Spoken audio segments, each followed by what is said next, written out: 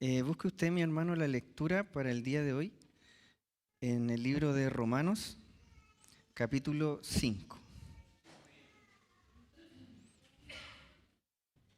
Romanos, capítulo 5, del verso 1 al verso 5.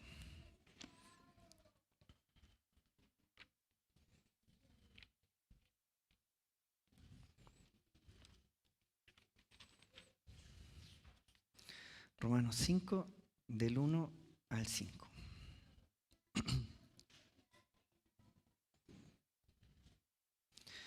Amén. Habiéndola encontrado, le daremos lectura a la palabra en el nombre de nuestro Salvador Jesucristo.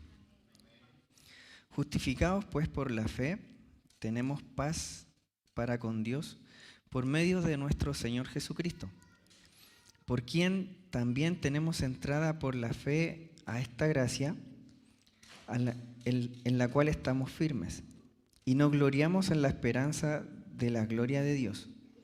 Y no solo esto, sino también nos gloriamos en las tribulaciones, sabiendo que la tribulación produce paciencia, y la paciencia prueba, y la prueba esperanza. Y la esperanza no avergüenza, porque el amor de Dios ha sido derramado en nuestros corazones por el Espíritu Santo que nos fue dado. Amén. Inclina su rostro, mi hermano, vamos a hacer una oración. Gracias, Padre Santo. Sí, Padre Santo, te damos por la lectura de esta palabra, Señor. Y te rogamos, Padre, que tú nos hables a través de ella. Señor, que nos exhortes, que nos consueles. Señor, que nos lleves a santidad a través de tu palabra. Señor, en esta hora tal vez detrás de muchos púlpitos se están parando predicadores, pastores, a exponer tu palabra, Señor. Y tu iglesia necesita este alimento espiritual. Señor, yo te pido que me des gracia, Señor, pero también que le des gracia a todos los que en este momento están exponiendo tu mensaje. Señor, te rogamos que podamos ser confortados por esta palabra, Señor. Deme gracia para hablar, para expresarme, y también dele gracia a mi hermano para poder oír y aplicar esta palabra a nuestros corazones. Se lo pedimos por los méritos de Cristo Jesús, nuestro Salvador. Amén. Amén. Entendiendo, mis hermanos, el contexto de lo que ya venían hablando nuestros hermanos, Pablo está exponiendo este mensaje a Roma sobre Abraham y la justicia de Dios a través de la fe, y haciendo una separación de la fe y las obras. Dios le hace una promesa a Abraham y Abraham le cree a Dios de que Dios le dará la descendencia, y como Abraham cree esa promesa, Dios lo declara justo. El día miércoles también nuestro hermano exhortaba cómo Abraham permaneció confiado en la promesa que Dios le había dado. Aunque Abraham era un hombre de más de 100 años y su esposa era estéril, Abraham confió en la promesa del Señor. Y el día de hoy, mi hermano, podemos ver en la lectura de cómo Pablo hace un resumen de la justificación por fe. Y cómo Abraham tuvo la esperanza, esta esperanza en la promesa de Dios, incluso aunque dice su palabra que su cuerpo estaban como muertos porque eran ancianos. Por lo tanto, he titulado esta predicación, y la verdad que el título no es mío, se lo copié a Spurgeon, pero lo encontré tan bonito. Dulce es la aflicción que nos da comunión con Cristo. Ese va a ser el título. Como leímos, mi hermano, Pablo dice: justificados pues por la fe, tenemos paz para con Dios por medio de nuestro Señor Jesucristo. Pablo comienza hablando de la justicia de Dios recibida únicamente por fe y únicamente por Cristo. Y mis hermanos, como podemos ver también ahí, dice en el Evangelio, la justicia de Dios se revela por fe. Este es el tema principal de Romanos, la justicia de Dios, el tema central. Y este es un concepto que hemos hablado mucho, de la justicia. Y tal vez sonemos un poco repetitivos al hablar de la justicia de Dios y de la gracia de Dios. Pero Martín Lutero dice algo respecto a esto. Martín Lutero, en sus últimos días de vida, dijo: son pocos los que conocen o entienden esta doctrina. Y yo lo trato una y otra vez porque temo mucho de que después de que nuestras mentes se hayan puesto a descansar, esta doctrina pase al olvido y vuelva a desaparecer. Entonces la justificación es una doctrina que debemos repasar una y otra vez, porque si la olvidamos, corremos el riesgo de llenarnos de orgullo y comenzamos a pensar que merecemos la gracia y que merecemos la misericordia de Dios, y comenzaremos a exigirle a Dios gracia y misericordia cuando lo que merecemos es justicia. Mis hermanos, cuando seamos probados y pasados por el fuego, nos preguntaremos ¿por qué Dios nos hace esto? Olvidando que merecemos justicia, que merecemos juicio y que no merecemos gracia. Nadie puede decirle a Dios que es injusto. Esta semana, mis hermanos, como usted sabe, llevando un poco a la actualidad, se perdió un submarino. No sé si usted ha estado al tanto de las noticias. Que hacía viajes y hacía turismo al Titanic. Y estuvieron varios días buscando este submarino porque el aire que tenía dentro era limitado y había alguna esperanza de haber encontrado el submarino. Y lo encontraron, restos del submarino, pero este hizo implosión y todos los pasajeros murieron. Respecto a esta noticia, mis hermanos, el pastor Will Graham comentó algo en sus redes sociales y quiero citarlo. Will Graham dijo: la cruda realidad es que todos estamos en la misma situación que las 5 personas en el submarino de Ocean Gate. Se nos agota el tiempo, la muerte se nos acerca. La única forma de alcanzar la vida eterna es por medio de la fe en el Señor. A todos nos queda muy poco tiempo de vida. El tema es que tendemos a olvidarnos de esta realidad porque vivimos sumergidos en un mar de actividades y estrés que no nos deja reflexionar sobre la edad venidera. Clama a Dios el Padre para que te perdone tus pecados. En Jesucristo, antes que te ahogues eternamente, entrega tu vida al Señor Jesús. Y usted tal vez piense que a lo mejor Will Graham es un poco cruel al decir que todos estamos en esa condición. Porque con la muerte no se juega, la muerte es algo delicado. Pero déjeme citar las escrituras respecto a esto. Si me pueden ayudar mis hermanos de transmisiones. En Lucas capítulo 13, verso 1, pero si puede utilizar la versión, la Nueva Traducción Viviente, por favor.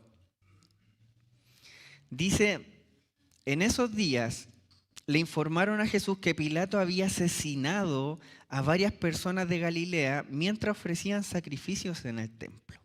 O sea, fueron a Jesús y le dijeron: ¿sabes qué? Los galileos estaban ofreciendo sacrificios en el templo, y Pilato mandó asesinarlos dentro del templo.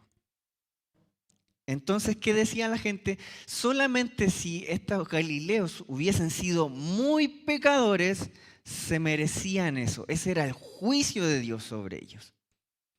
Porque estaban en la iglesia, estaban en el templo, estaban alabando al Señor y les pasó esto. Debe significar que ellos eran muy malos. Fue un castigo del juicio de Dios. Y en el verso 2 Jesús les dice: ¿piensan que los galileos eran peores pecadores que todas las demás personas de Galilea? Preguntó Jesús. ¿Por eso sufrieron? Ojo que están ligando el castigo con el pecado y el pecado al juicio.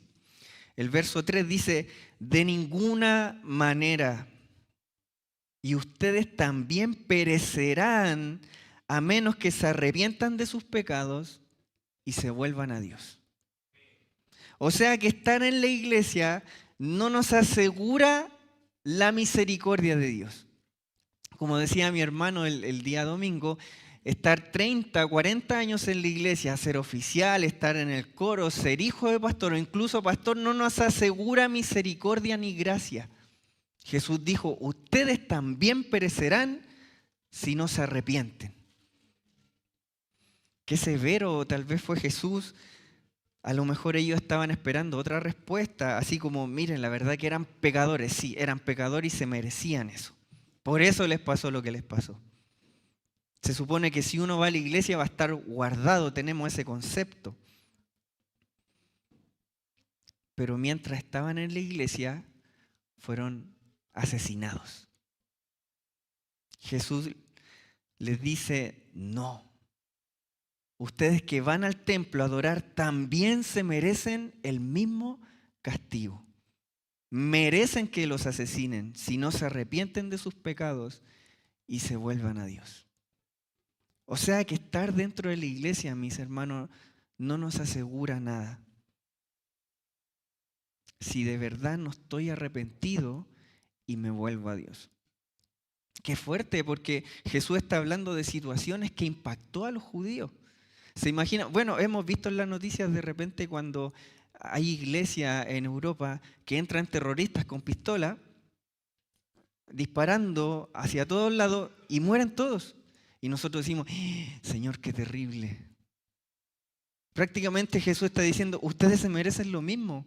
¿Se imagina que entraran unos ladrones acá con pistola disparando? Lo merecemos. No podemos sentir lástima de eso. Y Jesús dice, ¿ustedes creen que los que murieron eran peores que ustedes? ¿Por eso les tocó ese destino? ¿Por eso les pasó eso?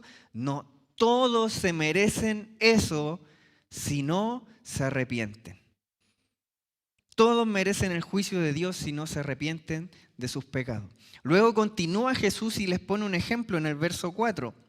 Lucas 13, verso 4 dice, ¿y qué piensan de los 18 que murieron cuando la torre de Siloé les cayó encima? ¿Acaso eran los peores pecadores de Jerusalén? Jesús les da otro ejemplo. Personas que inocentemente iban caminando por la calle, con su familia tal vez, con sus niños, y una torre que se llamaba Siloé se derrumba. Mueren 18 personas aplastadas. Trágico, cruel. ¿Y qué dice Jesús? ¿Es injusto Dios acaso por llevarse a la gente así? ¿Acaso Dios lo está castigando por ser más pecadores que nosotros? Uno esperaría que Jesús fuese más empático y les dijera, miren, ¿saben qué? Sí fue terrible esa tragedia, ojalá es que mi Padre los tenga en el cielo. Y Jesús les dice en el verso 5, no. Les digo de nuevo, a menos que se arrepientan, ustedes también perecerán. ¡Ay, qué cruel es Jesús! ¡Qué poco empático es Jesús! Pero ese es el destino que todos merecemos. Merecemos la justicia de Dios. Jonathan Edwards dijo en su sermón Pecadores en manos de un Dios airado, algo que tiene mucha relación con esto. Edwards decía, Dios tiene tantas maneras diferentes e inexplicables de sacar a los impíos de este mundo y de mandarlos al infierno, que nada hay que haga parecer que Dios necesita depender de un milagro o que debe cambiar el curso normal de su providencia para destruir en cualquier momento al impío que quiera. Todas las maneras como los pecadores pueden partir de este mundo están en las manos de Dios, tan universal y absolutamente sujetas a su poder y determinación, que no depende de nada que no sea sencillamente la voluntad de Dios, el que los pecadores se vayan en cualquier momento al infierno o que sigan aquí.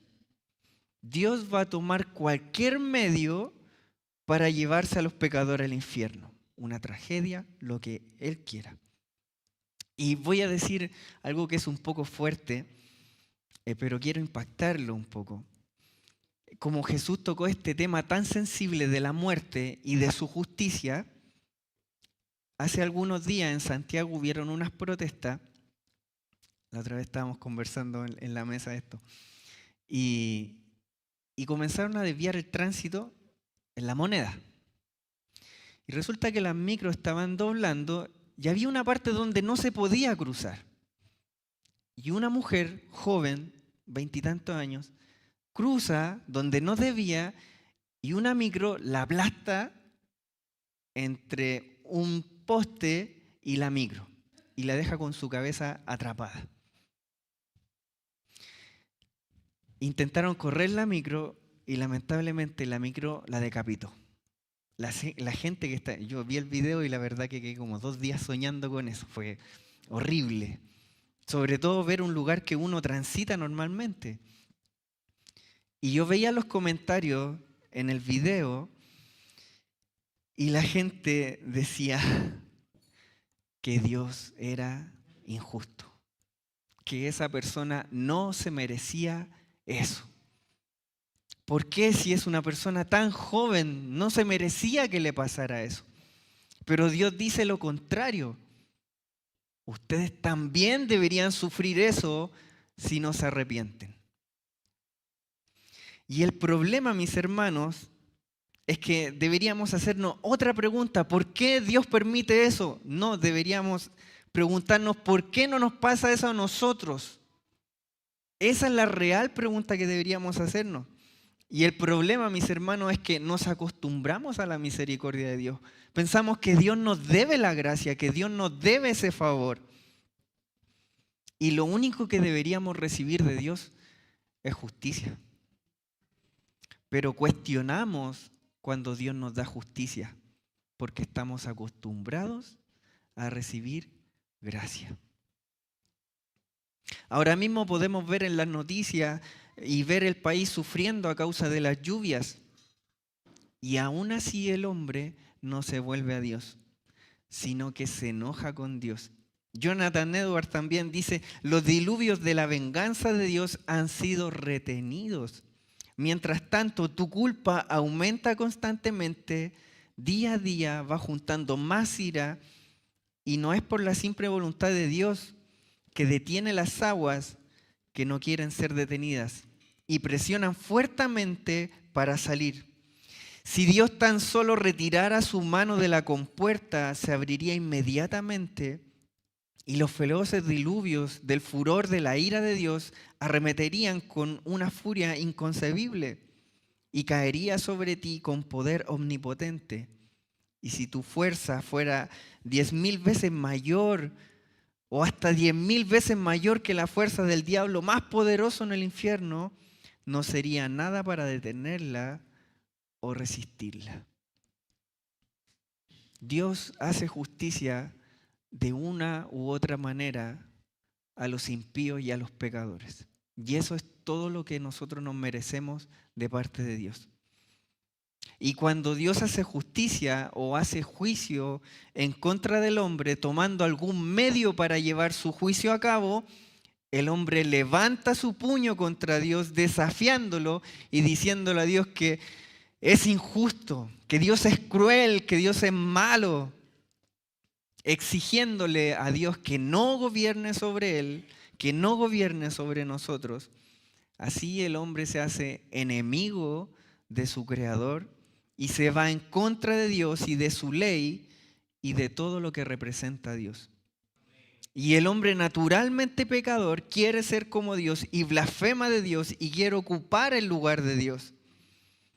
Así el hombre entra en un terreno muy peligroso, entra en un campo minado, podríamos decir, y le declara la guerra a Dios.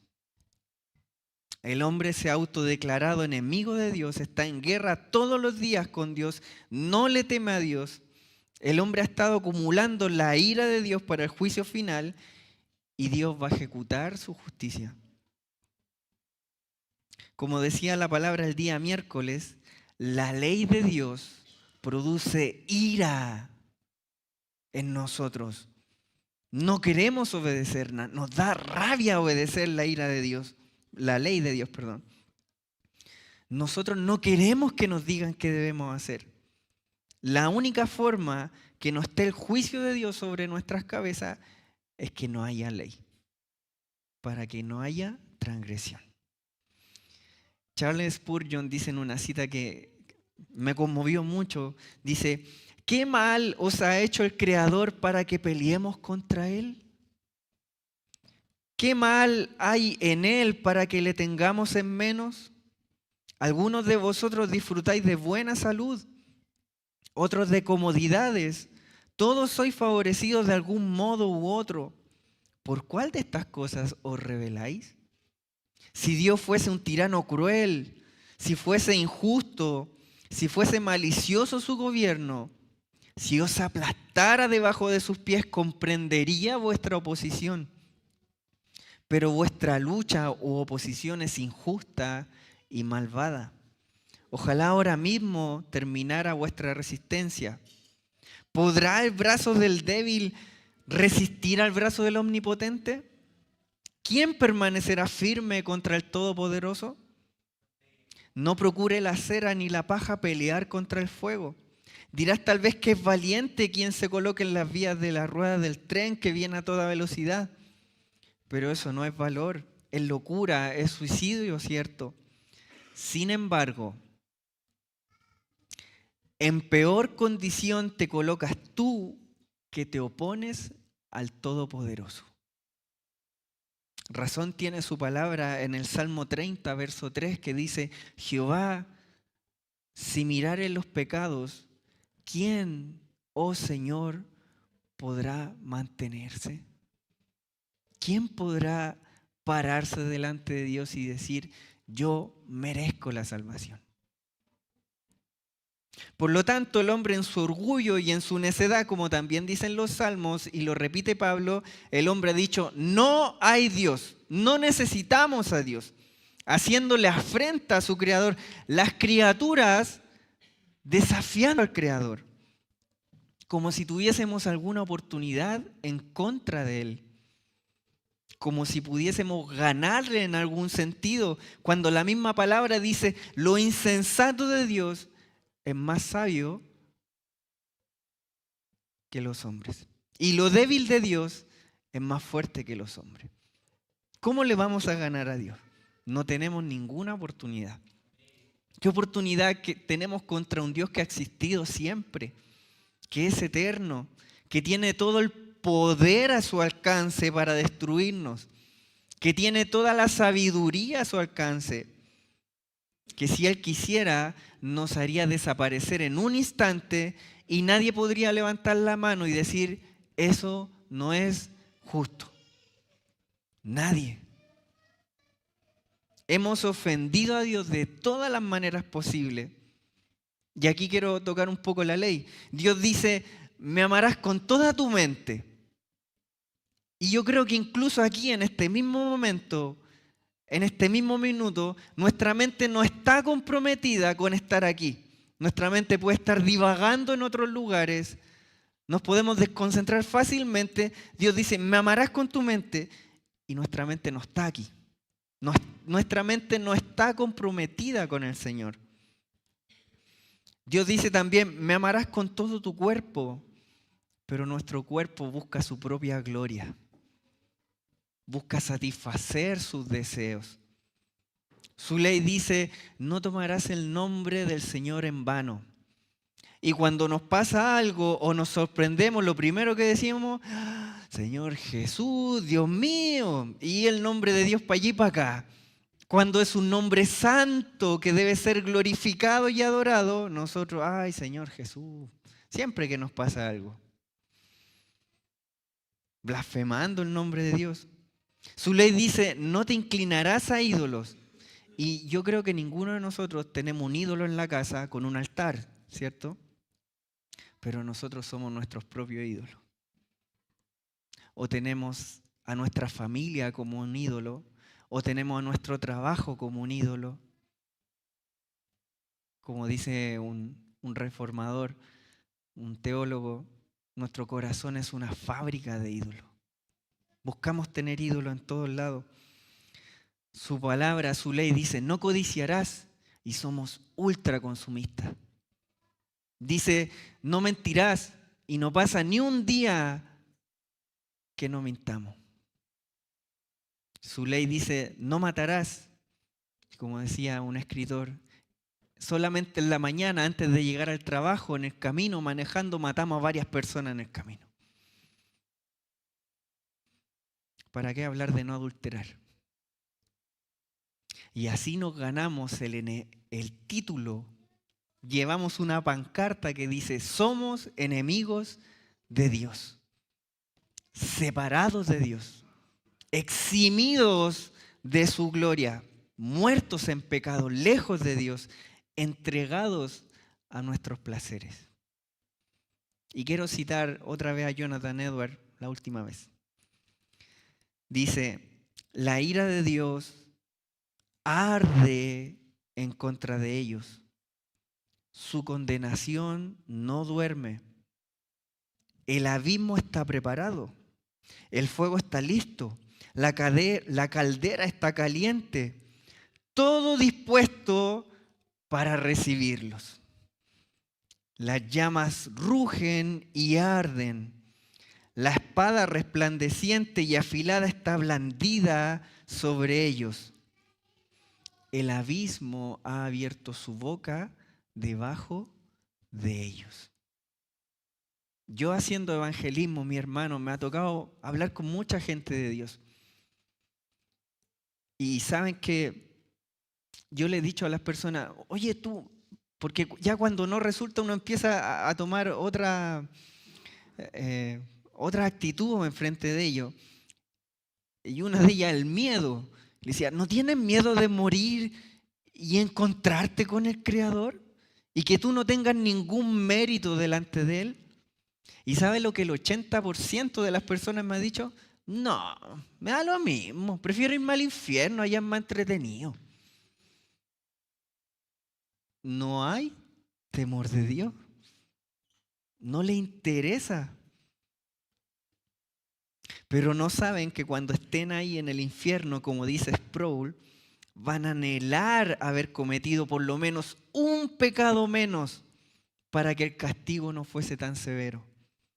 Como enseña Jesús en la parábola del rico y Lázaro, el rico tiene sus bienes y gozo en esta vida, pero al momento de estar en el infierno ya no hay misericordia, ya no hay segundas oportunidades.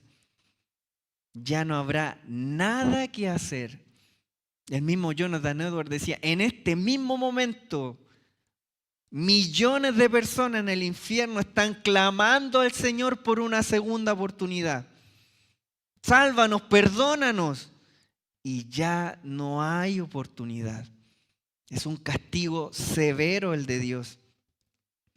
Como dice, el mundo tiene un dicho que dice, no es bueno hacerse de enemigos que no están a la altura del conflicto. No sé si lo has escuchado. Y el hombre se hizo al peor enemigo que pudiesen imaginar. Cuando usted va a comer a un restaurante, usted trata muy bien al garzón. Pero hay un temor porque teme que el garzón le escupa en la comida, ¿cierto? Uno lo hace así como, no, sí, le vamos a dar propina, muchas gracias, lo trata bien, para que no nos escupa en la comida.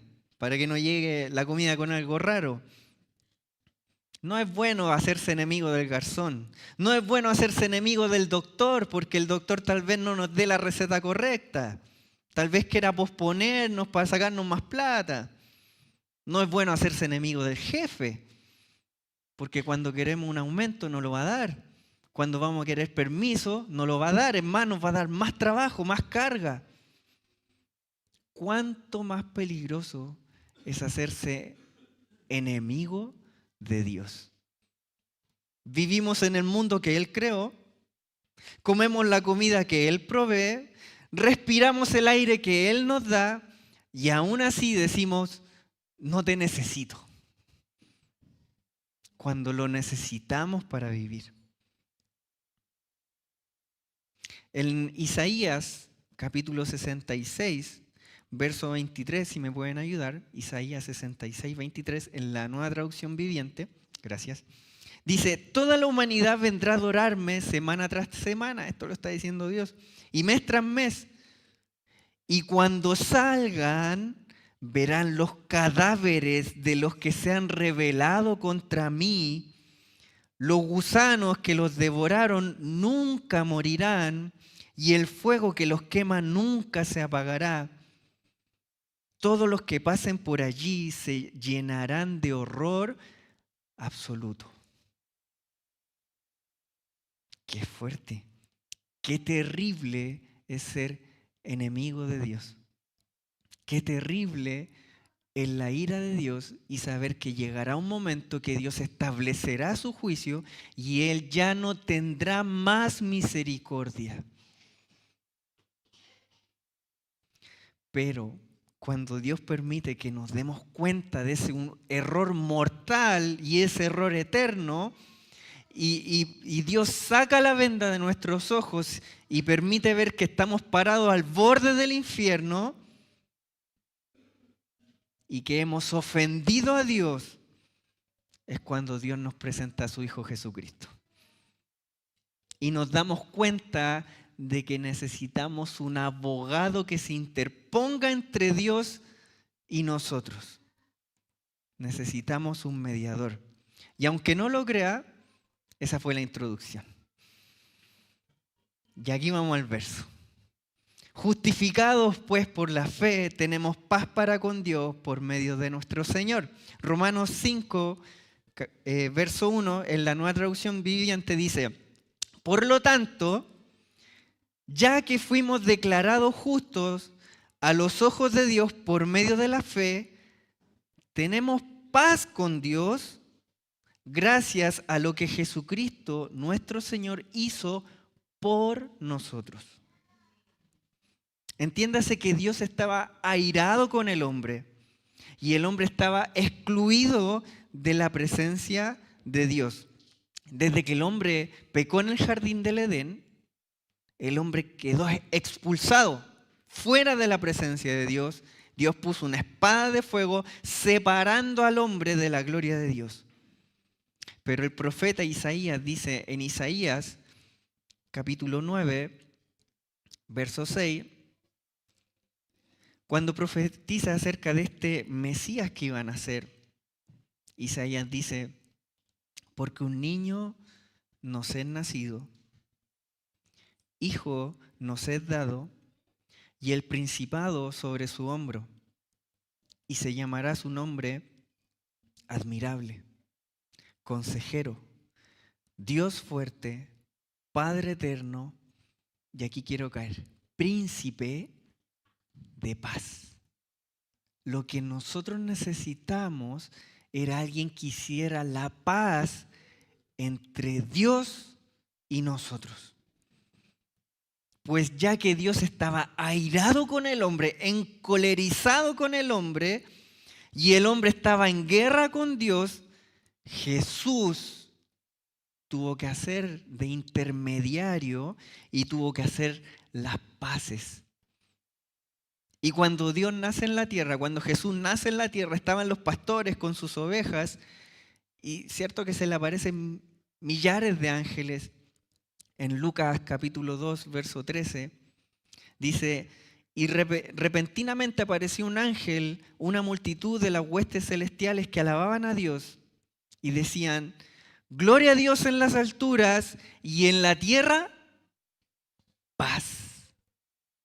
Buena voluntad para con los hombres. Y esa paz la estaba trayendo Cristo.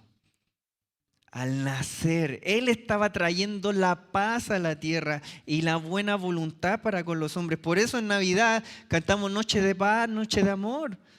No porque, sí, hoy día es Navidad, así que mucha paz con todo, voy a andar tranquilo. No, porque Cristo nace y trae la paz a la tierra. Solamente Cristo podría justificarnos. No es la paz mundana, no son regalos en Navidad, es un alto al fuego. Y ese alto al fuego es porque nació el príncipe de paz. Solamente Cristo podía justificarnos ante Dios y hacer las paces, y ahora tenemos paz con Dios por medio de nuestro Señor Jesucristo. Él es el mediador. Cuando alguien comete una infracción de tránsito, tiene que ir al juzgado y hay un mediador, la víctima con el victimario. Y ese mediador intenta hacer las paces. En chileno podríamos decir que se abuenen. Ya, ¿quién cometió? Ya. Pero ¿sabe qué? Nosotros no éramos la víctima. Nosotros no éramos los ofendidos. Nosotros teníamos todas las de perder. Pero Jesús, nuestro príncipe de paz, se interpuso e hizo las paces. Quiero leer Colosenses capítulo 1, verso 20, dice, y por medio de él, reconciliar consigo todas las cosas, así las que están en la tierra como las que están en los cielos, haciendo la paz mediante la sangre de su cruz. Esa reconciliación le costó la vida a Jesús. Salió muy caro el precio que nosotros no podemos pagar, ni podíamos pagar. Y salió caro porque la ofensa fue severa. El 21 dice, y a vosotros también, que erais en otro tiempo extraños y enemigos en vuestra mente, haciendo malas obras, ahora os ha reconciliado en su cuerpo de carne por medio de la muerte, para presentarnos santos y sin mancha e irreprensibles delante de Él. La consecuencia de la justificación por medio de la fe es la reconciliación. Cristo nos reconcilió con Dios, con su Padre. ¿Qué piensa usted cuando yo le digo, qué es la paz para usted? Estar en la playita, juguito piña, las patitas en la arena, paz, tranquilidad. Buena salud, buena economía. Esa es la paz que puede ofrecer el mundo. Y eso no es paz. Jesús dijo en San Juan capítulo 14, verso 27, Jesús dice, la paz os dejo, mi paz os doy. Yo no la doy como el mundo la da, no es la misma paz del mundo. No se turbe vuestro corazón ni tenga miedo. La paz que ofrece Cristo es una paz que nos reconcilia con Dios. Y Jesús dice, no se turbe vuestro corazón ni tenga miedo. Hermano, estábamos en una mala posición ante Dios, pero Jesús dice, ya no tengan miedo de la justicia de Dios. Porque es Dios quien condena al hombre. Es Dios quien tiene todo el poder para enviarnos al infierno. No es el diablo. Nosotros éramos enemigos de Dios. Jesús dijo, teman al que después de la muerte puede enviar el alma al infierno. Pero Jesús nos dice, ya no tengan miedo. Yo les doy una paz que el mundo no la puede dar. No se turbe vuestro corazón, o sea, no se confundan, no se alteren, no estén intranquilos. Yo hice la paz entre Dios y ustedes. Y solamente Cristo podía darnos esa paz. R.C. Sproul decía, cuando Dios declara la paz, nadie agita más la espada. No hay peligro de otro insulto o de otro incidente que vuelva a traer el calor del conflicto de nuevo. Porque cuando hay guerra, los países están así, portémonos bien para que no pase nada, para que no vuelva a tener paz, para que no vuelva a haber guerra, perdón. Nos portamos bien con los vecinos, con los amigos, con el jefe, porque la paz que da el mundo es inestable. Cualquier comentario puede volver a desatar la guerra. Pero la paz de Cristo es estable, es firme. El verso 2 de Romano dice, por quien también tenemos entrada por la fe a esta gracia en la cual estamos firmes y nos gloriamos en la esperanza de la gloria de Dios. La palabra entrada en griego es la palabra prosagoge, espero haberlo dicho bien, que mejor traducido la palabra entrada es acceso, admisión o acercar. Y tenemos acceso a Dios, fuimos acercados a Dios por medio de Cristo. Como también estudiamos en Hebreos capítulo 4, verso 16, Hebreos 4:16 dice: acerquémonos pues confiadamente al trono de la gracia para alcanzar misericordia y hallar gracia para el oportuno socorro. En el Edén, como lo dije, la espada de fuego fue puesta y Adán y Eva, y con ellos toda la humanidad, quedaron expulsados de la presencia de Dios, expulsados de la gloria de Dios. Pero con Cristo, el velo que estaba en el templo y que separaba la gloria de Dios con el hombre, se rasgó y ahora tenemos acceso, tenemos entrada a la presencia de Dios. Por eso Jesús dice: yo soy el camino, yo soy el acceso. Jesús dice: yo soy la puerta. Solamente a través de Cristo podemos llegar al Padre a través de la reconciliación que Él nos ha dado. Y ahora podemos ir con confianza al trono de Dios, pero eso no significa con arrogancia. Podemos entrar a la presencia del Santo, del cual habíamos sido desterrados, y entrar con los méritos de Cristo y en paz, porque Jesús ya hizo las paces.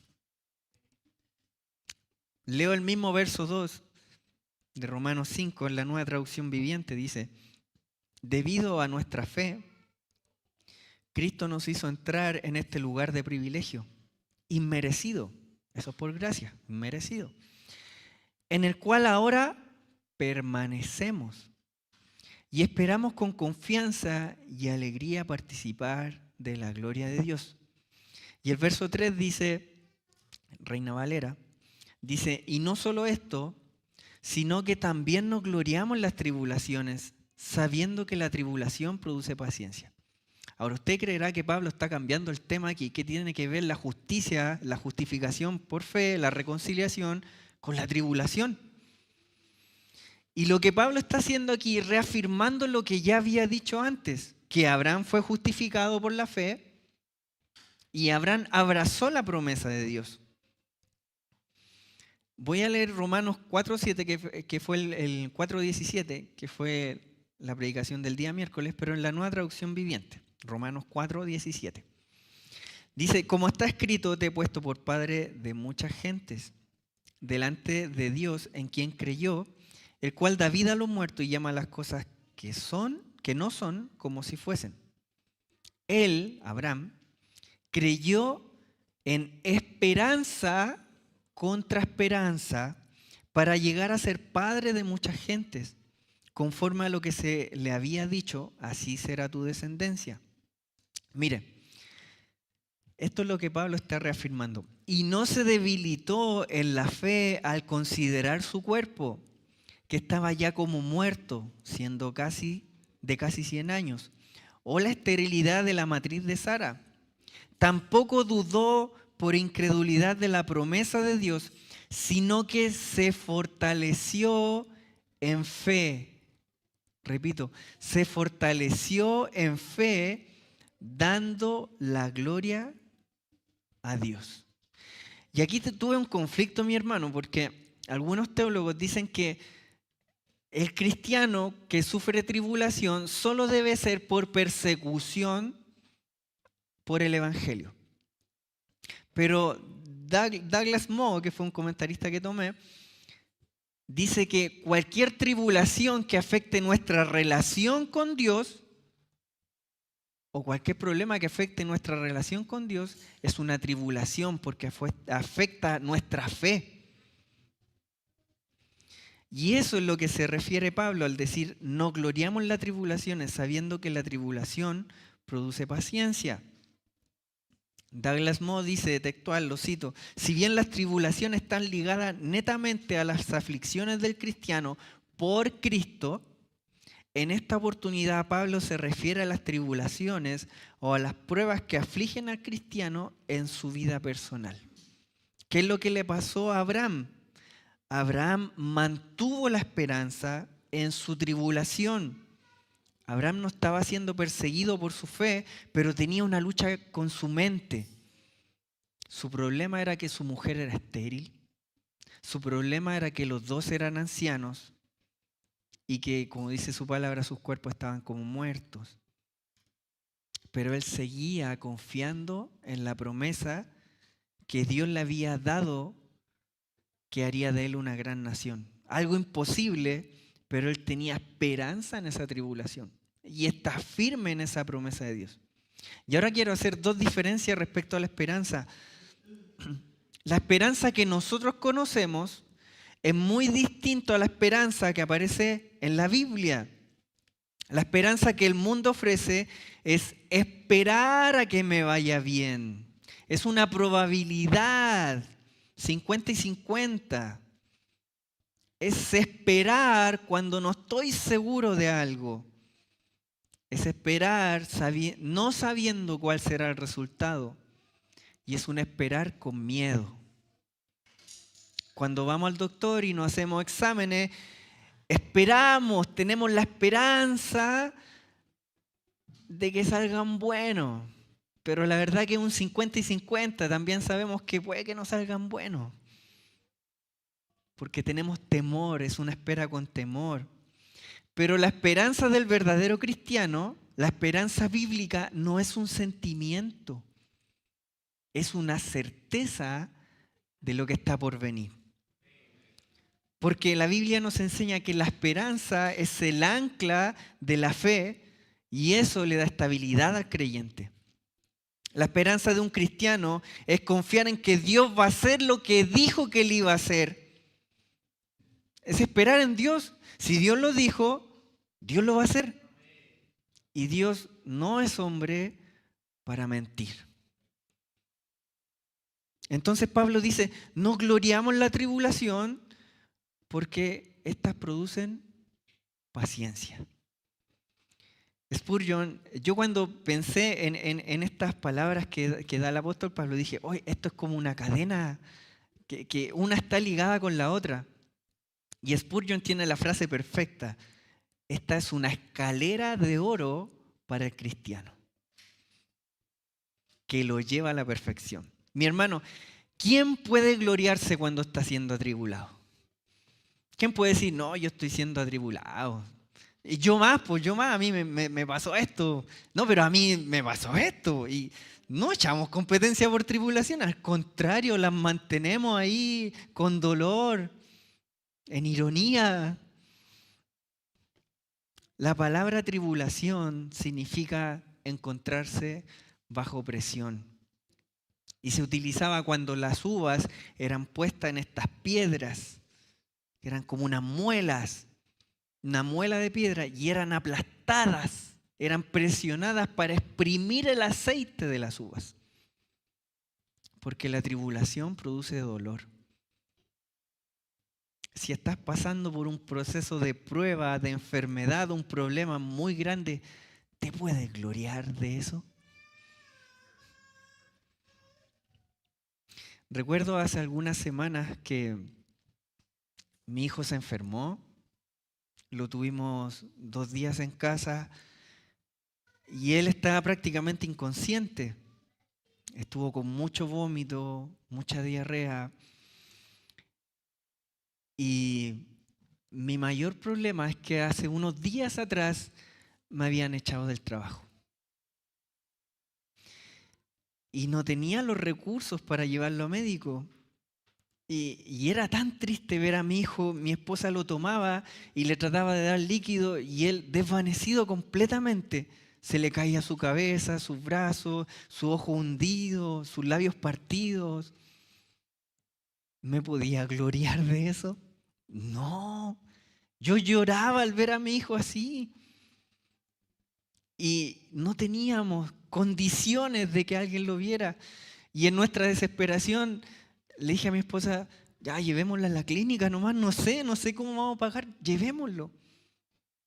aunque no tenía ni un peso. Lo llevamos a la clínica, lo atendieron en urgencia y nos retaron. Pero ¿cómo no traen al niño antes? Nos dijeron. ¿Cuántas veces vomitó? No sé, como 30. Al sexto vómito lo debieron haber traído al tiro, ya era una urgencia. ¿Cuántas veces hizo diarrea? No sé, como 100. Estaba completamente deshidratado. Y eso es malo para un niño, perdió mucho peso. Estábamos en un box con mi esposa, tomados de la mano, nuestro niño ahí durmiendo, con suero. Y nos mirábamos con mi esposa y lo único que decíamos es, no sé qué vamos a hacer. No sé qué vamos a hacer. ¿Cómo gloriarse cuando estás pasando eso? ¿Cómo sentir gozo cuando la vida de tu hijo está en riesgo? ¿Cómo sentir gozo cuando no tienes trabajo? Cuando la estás pasando mal y Dios te pasa por la muela y te pone bajo presión. Pero su palabra dice que la tribulación conduce al siguiente peldaño, que es la paciencia. ¡Wow! ¿Y cuántas veces yo decía mientras estaba ahí, Señor, ¿qué vamos a hacer? Y uno a veces dice, Señor, dame paciencia. Ay, que no soporto a esta persona. Señor, dame paciencia. Señor, no soporto esta situación. Y tú crees que va a venir un ángel del Señor y ¡pim! Paciencia. No, el Señor te va a meter a la muela. Te va a meter bajo presión para que tengas como fruto la paciencia. ¿Sabes lo que aprendí en esa lección? Es que los sufrimientos son oportunidades para ver la gloria de Dios y para gozarse. Le voy a decir algo súper subjetivo. Esto es súper subjetivo, a lo mejor se va a reír de mí. Pero hace una semana atrás murió mi perro y yo lo quería harto. Lo amaba a mi perrito. Es subjetivo porque es un amor que yo sentía por él, era miembro de la familia. Y recuerdo cuando lo estaba llevando al veterinario para que le pusieran para que lo pincharan, para hacerlo dormir. Yo le hacía cariño ahí en el auto y le decía, Panchito se llama, Panchito, decía, pucha, si fuese una persona no me daría pena, porque sé que te voy a ver en el cielo, pero Jesús no murió por los perritos no son redimidos, entonces tal vez no te vea nunca más. Y eso me daba pena, yo decía, pucha. Pasa un par de semanas, me echan del trabajo. Ya, y se va llenando el vaso, una gota tras otra. Pasan unos días, mi hijo se enferma. Me endeudé, me estafaron con un instrumento, quedé muy endeudado y Dios comienza a quitar el control de uno. Todo lo que yo podía hacer para solucionar las situaciones, Dios lo empieza a quitar. ¿Por qué? Porque la gloria tiene que ser de Dios, no de uno.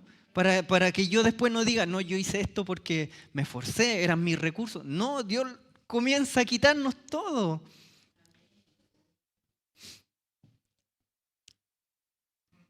Y empieza a poner a prueba la paciencia. ¿Sabe cómo se traduce esta palabra paciencia al griego? Es la palabra upómone, que se traduce como resistencia. O sea, a través de la tribulación, Dios nos da resistencia. Según Douglas Moe, toda la oposición y lucha que lleva el cristiano en nombre de Cristo son ataques, lo habíamos leído, porque son ataques a nuestra relación con Cristo. Porque cuando dudamos acerca de la bondad de Dios y de sus promesas, sentimos amargura, desesperación o incluso resignación. Todos esos sentimientos producen en el creyente una sensación de derrota espiritual. ¿Quién nos ha sentido así? ¿A cuántos has oído decir, si Dios me amara, no me pasaría esto lo que estoy pasando?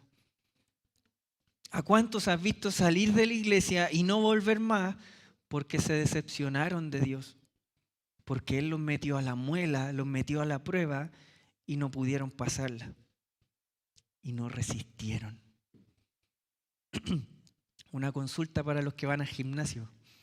Hay varios aquí, se les nota que van al gimnasio. ¿Cómo hacen crecer un músculo? ¿No es ejercitándolo? ¿No es levantando cada vez más peso para que crezca?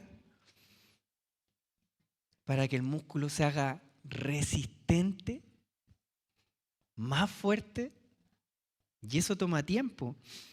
Permítame, si mis hermanos me ayudan arriba, Santiago, capítulo 1, verso 2, en la Nueva Traducción Viviente. Yo lloraba con esta palabra. Dice, amados hermanos, cuando tengan que enfrentar problemas, considérenlo como un tiempo para alegrarse mucho. Porque ustedes saben que siempre que se ponen a prueba la fe, la constancia, esperanza, resistencia, tiene una oportunidad para desarrollarse. Así que dejen que crezca, pues una vez que su constancia se haya desarrollado plenamente, serán perfectos y completos y no les faltará nada. ¿Sabes que cuando tu fe es puesta a prueba, el Espíritu Santo es cuando más está trabajando en ti? Porque la paciencia es un fruto del Espíritu. El gozo es un fruto del Espíritu. La perseverancia es un fruto del Espíritu. Y el Espíritu Santo trabaja en nosotros, dando fruto, perfeccionándonos, haciéndonos maduros, llevándonos a la santidad para que nos parezcamos más a Dios. Y es Dios quien da ese crecimiento. Es Dios poniéndonos a pruebas, poniéndonos bajo presión, probando nuestro carácter para darnos paciencia, para formar en nosotros el carácter de su Hijo. El siguiente escalón que nos presenta Pablo es el verso 4, que la paciencia, la resistencia, produce pruebas. La paciencia tiene como fruto prueba. Y usted dirá, ¿pero cómo? ¿Más prueba? O sea, se supone que debería dar algo mejor. ¿Cómo la prueba? El problema es que nosotros relacionamos la prueba a los problemas. Y esta palabra, mi hermano, es una palabra en griego que es dokime. Y esta palabra era utilizada cuando los metales eran introducidos al fuego.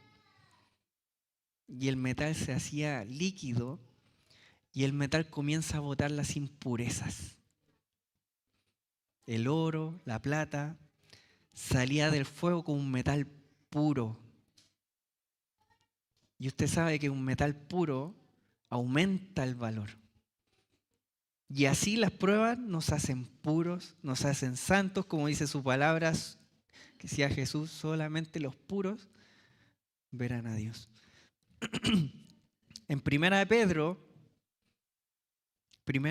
capítulo 1, verso 6, en la Nueva Traducción Viviente dice Pedro, así que alégrense de verdad, les espera una alegría inmensa, aun cuando tengan que soportar muchas pruebas por un tiempo breve.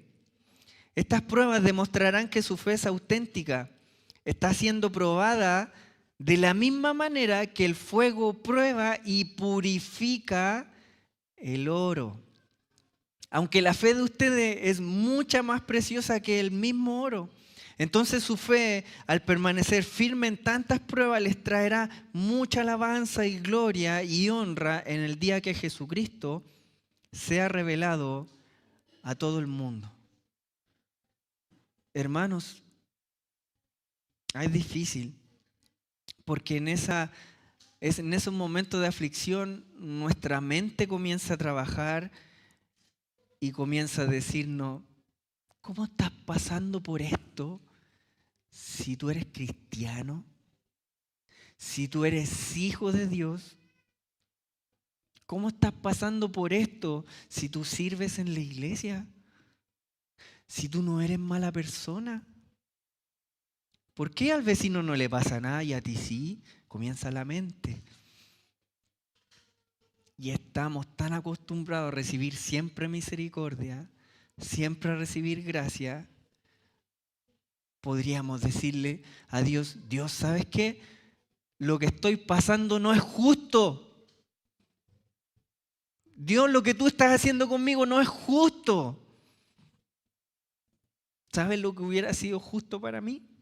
Que mi hijo se hubiese muerto. Eso es justicia. Hubiese perdido justicia de haber perdido mi matrimonio, perder mi casa, morir en la calle solo. Eso es justicia. Eso me merecía. Pero gracias a Cristo que se interpuso entre la justicia, entre el furor y la ira de Dios que yo me merecía. Y ahora tengo gracia. Él es nuestro príncipe de paz. Gracias a Él recibo gracia y no recibo justicia. Recuerdo una frase de Abigail, estábamos en la clínica y me decía, pudo haber sido peor. Pudo haber sido peor. Porque Dios es justo. Esto es justo lo que estamos pasando. Está bien que pasemos esto. Pudo haber sido peor y tenía que haber sido peor. Y estamos muchas veces, mi hermano, como el oro en el crisol, resistiendo el fuego, siendo probados. Pero te aseguro, y esa es la esperanza que tenemos, que está firme, te aseguro que Dios no nos dejará ahí, porque confiamos y tenemos esperanza en Él. Y nuestra esperanza está firme porque Dios no miente. El verso siguiente, Romanos 5:5, dice, y esa esperanza no avergüenza, porque el amor de Dios ha sido derramado en nuestros corazones por el Espíritu Santo que nos fue dado. El siguiente peldaño en esta escalera de oro es la esperanza. Y los que confían y esperan en Jehová no serán avergonzados. Podemos, mi hermano, regocijarnos sabiendo que Dios no nos va a defraudar. ¿Y sabes por qué no nos va a defraudar? Porque el amor de Dios ha sido derramado en nuestros corazones. Esto no se trata de cuánto tú ames a Dios, se trata de cuánto Dios te ama a ti. Porque nuestro amor es imperfecto, porque no amamos a Dios con toda nuestra mente, con todo nuestro corazón y con toda nuestra alma. Pero Dios sí nos ama así. El amor de Dios ha sido derramado en nuestros corazones. Y tú sabes lo que es derramar. Cuando tú echas agua a un vaso, tú lo llenas. Pero derramar es cuando se desborda. Y es así el amor de Dios por ti, es abundante. Él está volcando su amor en tu corazón. Y déjeme terminar con esto. Cuando estaba en la clínica con mi hijo, decía, Señor, ¿por qué le mandas las mejores pruebas a tus mejores guerreros? Intentando ocultar el dolor en la ironía. Porque es un método de defensa que tenemos ante el dolor. Ser irónico, para que vean que no estoy tan mal. Pero algo que sabía es que Dios se tenía que glorificar en esa situación. Y que la gloria tenía que ser de Él. Como le dije, me tenía que quitar mi trabajo para que yo no tuviera un peso para pagar, para que Él se glorificara. Tenía que tocar la vida de mi hijo para demostrarme su poder. Y uno ahí se vuelve tan pentecostal. Señor Jesús, sánalo. En el nombre del Señor, yo creo, Señor. Ahí yo le decía a algún hermano, ¿sabe que en estos momentos se me olvida toda la teología? Porque nuestra mente está tan mal, tan angustiado nuestro corazón. Yo decía, Señor, Esto tiene que ser para tu gloria. Dios no iba a compartir su gloria conmigo de decir, mira, esto lo hicimos a media. Salvamos a tu hijo a media. No. Toda la gloria tenía que ser para Él. Él no va a esperar a que tú te muevas. De Él es la gloria, de Él es el poder. Como ha dicho mi pastor muchas veces, tú vas a ser el megáfono para que su gloria se manifieste. En un instante llegó la enfermera y a mí me dio mucha risa, porque es la esperanza que da el mundo, y nos vio llorando con mi esposa. Nos dijo, ya, tranquilo, si el niño ya va a estar estable, lo estamos cuidando. ¿Qué les pasa? ¿Por qué están así? Es que no tenemos con qué pagar. Ya, pero tranquilo, ¿tienen ISAPRE? No. Ya, pero ¿tienen seguro? No. Ya, pero lo importante es que el niño está estable. Esa es la paz que da el mundo. Una estabilidad media que nos deja peores. Sí tengo esto, pero también tengo esto que no es bueno. Esa es la esperanza que da el mundo. Esa es la paz del mundo. Una paz que no es eterna.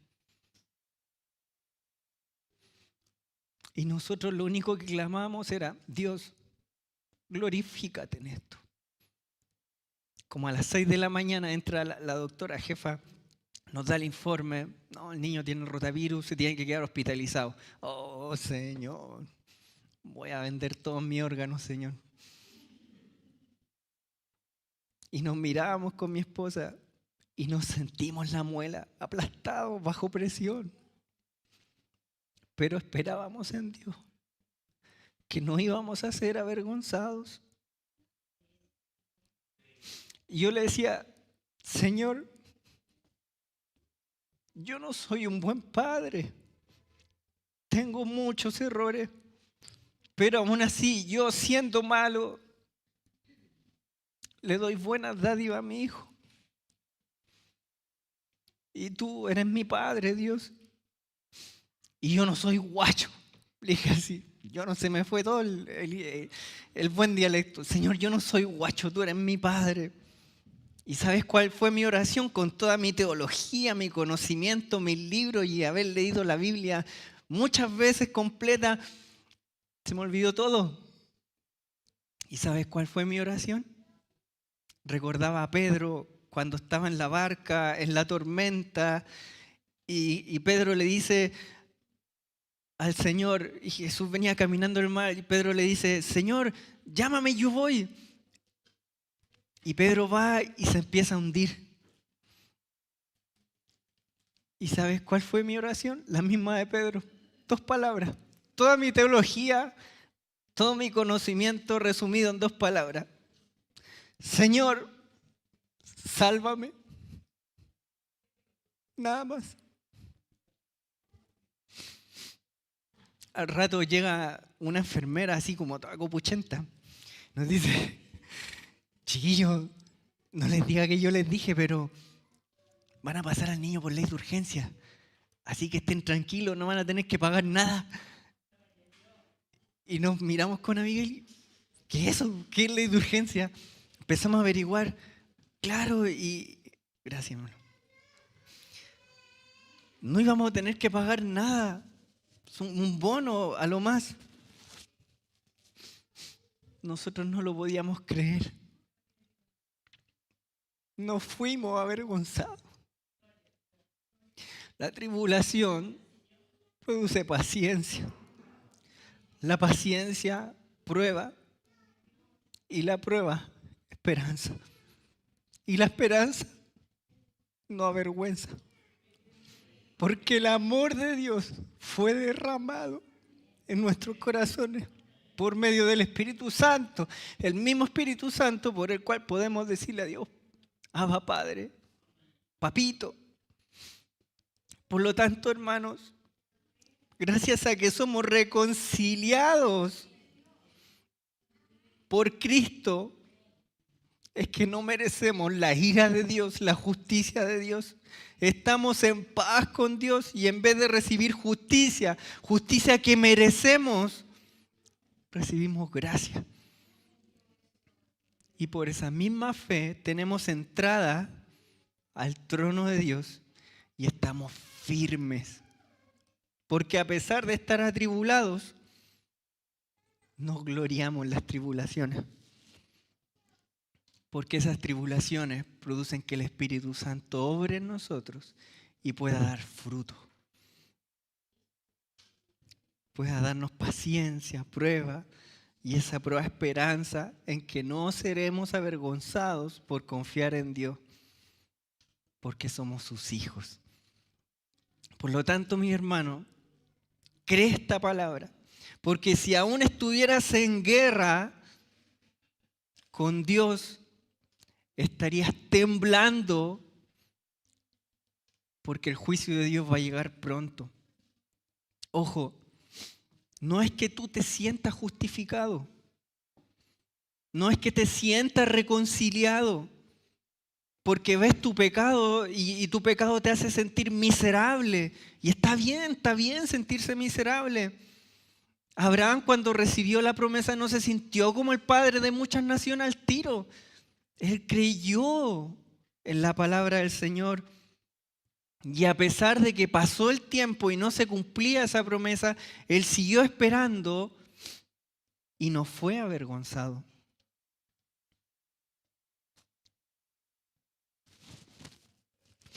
Por lo tanto, mi hermano, no es como tú te sientas. A lo mejor no te sientes en paz con Dios, pero es lo que Cristo ya hizo por nosotros. Y nosotros solo debemos creer a esa esperanza, mi hermano, y darle gloria a Dios. Porque sabes que la salvación, la obra de salvación, toda la gloria es para Dios. Y Dios no permite que el hombre se jacte de eso, por eso es por fe. Pero la única gloria que podemos tener es que nos podemos jactar. ¿Sabes qué? En tus tribulaciones. Es la única gloria que puedes tener. La única gloria que Dios te da permiso para tener es que te gloríes, pero en tus tribulaciones. No en la obra completa de la salvación. Termino con esto, mi hermano. Hay un salmo que dice: estad quietos y vean que yo soy Dios. Pero hay otra versión que me gusta más que dice: cállate y espera en Dios. Hermano, cuando estés en la prueba, cuando estés en la muela, no abras tu boca. No digas: esto no es justo. Cállate, no reclames. Cierra tu boca y ve, deleítate cómo Dios se glorifica. Y reconoce que sus planes son perfectos. Estamos firmes en la salvación, aún en tribulación, porque la obra de la salvación es solo de Dios, no de nosotros. Termino leyendo Romanos 5:5. En la Nueva Traducción Viviente dice: y esa esperanza no acabará en desilusión, pues sabemos con cuánta ternura nos ama Dios, porque nos ha dado el Espíritu Santo para llenar nuestro corazón con su amor. Póngase de pie, mi hermano, por favor, y vamos a hacer una oración.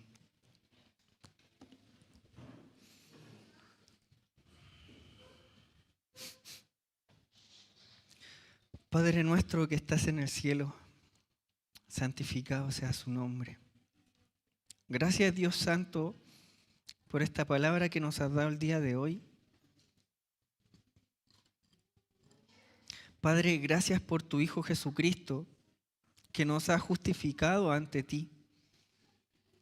Porque gracias a su paz es que tenemos paz contigo, Señor. Él pudo hacer las paces contigo. Perdónanos, Señor, porque en otro tiempo éramos tus enemigos. Estábamos en guerra contigo. Y aunque sabíamos que no podíamos ganar esta guerra, éramos orgullosos y soberbios, Señor. Y no nos queríamos doblegar ante ti. Nuestro corazón era duro y éramos esclavos del pecado. Por lo tanto, justamente no merecíamos tu santo juicio. Pero te damos gracias, Padre, porque tú enviaste a tu Hijo Jesucristo, nuestro príncipe de paz, a reconciliarnos contigo por medio de la cruz, por medio de su sangre derramada. Y ahora no somos más tu enemigo, sino que somos tus hijos. Y tú has puesto el Espíritu Santo en nuestros corazones, por el cual sabemos que tú has derramado tu amor hacia nosotros. Y como nos has amado tanto, Señor, en vez de darnos juicio, nos diste gracia. Y pasaste por alto todos nuestros pecados en tu Hijo Jesucristo. Nos gloriamos de tu salvación, nos gloriamos en tu gracia, pero también permítenos gloriarnos en la tribulación, en el dolor, en la pérdida. Permítenos sentir gozo en la aflicción, en la enfermedad y en la desesperación. Permítenos que tu Espíritu Santo produzca en nosotros el fruto de la paciencia y que esa paciencia sea aprobada, así como el oro en el crisol, Señor, para que seamos puros ante ti y esa paciencia produzca esperanza. Y como dice tu palabra, que permanezca en nosotros la fe, la esperanza y el amor. Y sabemos, Señor, que esperar en ti no avergüenza. No seremos avergonzados porque esperamos en ti. Esperamos en tu palabra, esperamos en tus promesas. Permítenos descansar en ti y en tu amor, Señor. Sabemos que nuestro amor por ti es imperfecto, sabemos que no te amamos tanto como deberíamos. Pero gracias porque tu amor se derramó, sobreabundó en nuestros corazones a través del Espíritu Santo. Señor, yo te pido esta tarde que tú fortalezcas a los que están débiles, a los que están cansados los levantes, al que está desanimado, muéstrale tu gloria, Señor. Muéstranos tu gloria, Señor. Queremos ver tu gloria en nuestras vidas. Queremos que te manifiestes en nuestros corazones. Que el dolor sea el megáfono de tu gloria. Pero manténnos firmes en tu gracia y seguros en ti. Te lo pedimos por los méritos de Jesús, nuestro príncipe de paz y nuestro Salvador. Amén.